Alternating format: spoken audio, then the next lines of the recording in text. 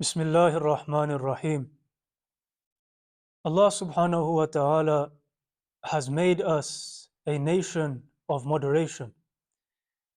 We are told in Surah Baqarah, verse 143, وَكَذَلِكَ جَعَلْنَاكُمْ أُمَّةً وَسَطًا.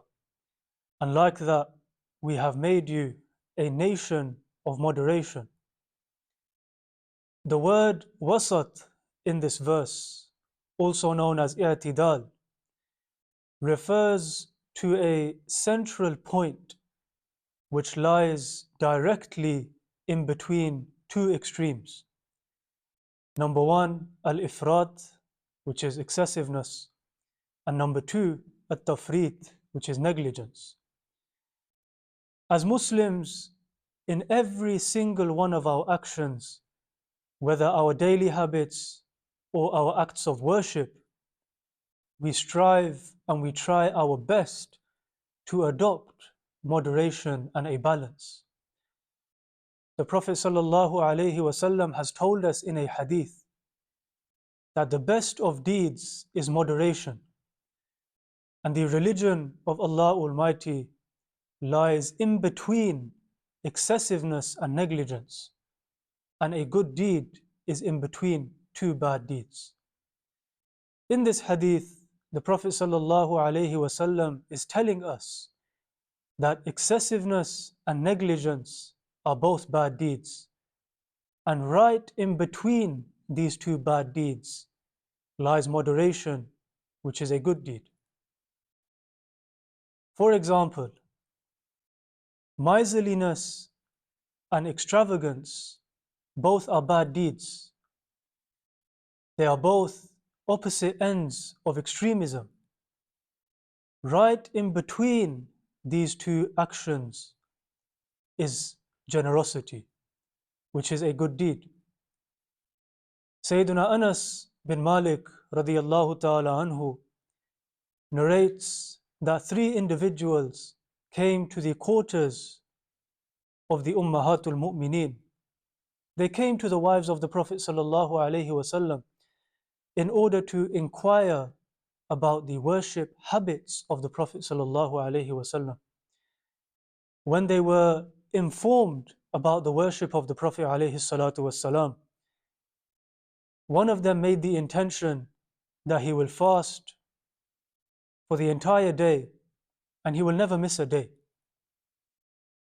Another one made the intention that he will stand in prayer for the entire night and he will not sleep. Another one made the intention that he will never get married. When this news reached the Prophet sallallahu alaihi wasallam, the Prophet alaihi salatu wasallam came to these individuals and said to them and advised them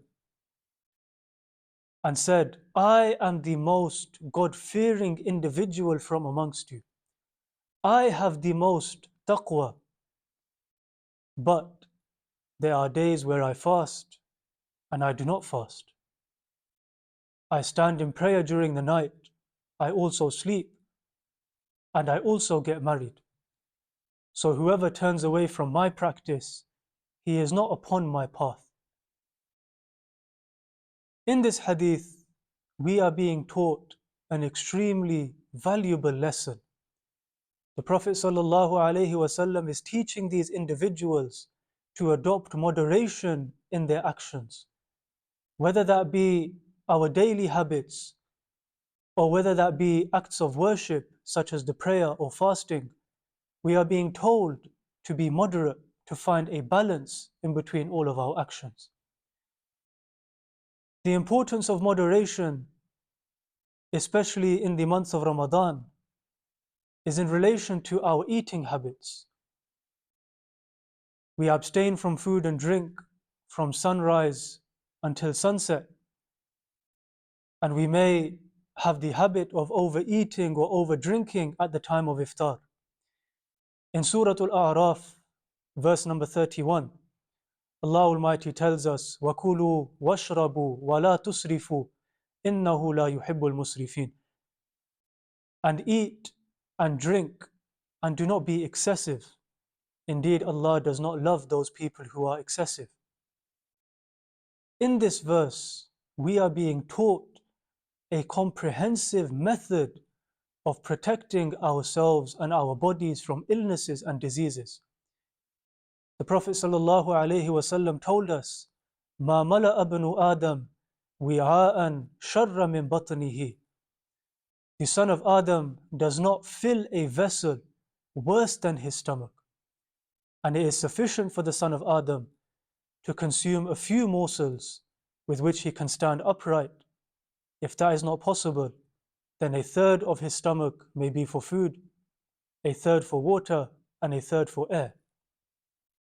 As we know, the stomach is the home to many illnesses. But in a single verse in the Quran, Allah Almighty has taught us how to protect ourselves from any form of illness. We have been commanded to eat and to drink, but at the same time, we have been prohibited from excessiveness. We are being taught the importance of moderation in the consumption of food and drink. So in the month of Ramadan, as Muslims, we must try our best to adopt moderation in every single one of our actions, whether our day-to-day habits or our acts of worship in Ramadan. We want to protect ourselves from falling into ifrat, excessiveness, whereby we burn ourselves out a few days into Ramadan, and we want to protect ourselves from tafrit, negligence, whereby we fall short in our obligations.